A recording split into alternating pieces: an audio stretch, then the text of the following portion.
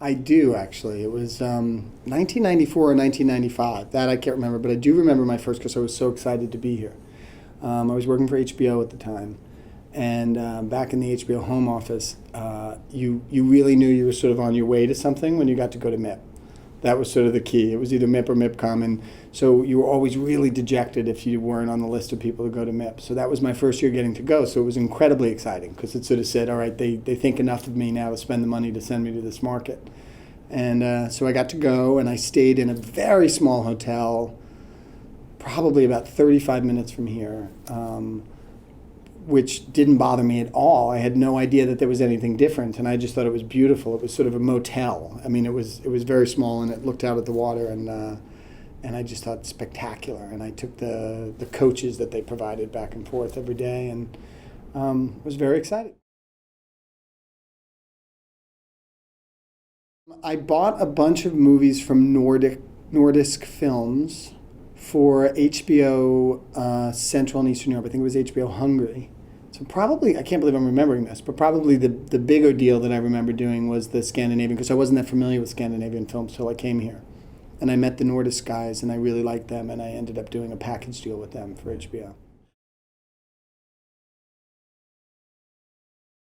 I've had a number of mentors, so it would be hard for me to pick out one, but in relation to MIPTV, I would say probably Bob Layton, who at the time was the president of International for HBO, and Bob was the first person to send me here.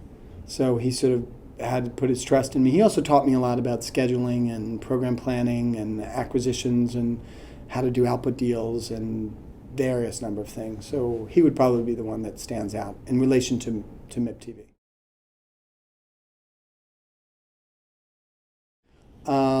I don't mean to be contrary, but I actually don't think it's a very different industry now. I think that the numbers of ways in which content is being distributed is very different. But I think the industry itself, in terms of the way deals are done, is actually fairly similar. So you still have windows, you still have license periods. Now those windows have started to pile upon each other, but it's not very different from the fact that you're licensing for a period of time. It's still, ironically, despite the digital age, a fairly linear business in terms of deals are done in a linear fashion. What just gets more complex is the number of distribution platforms there are and how the content is being viewed.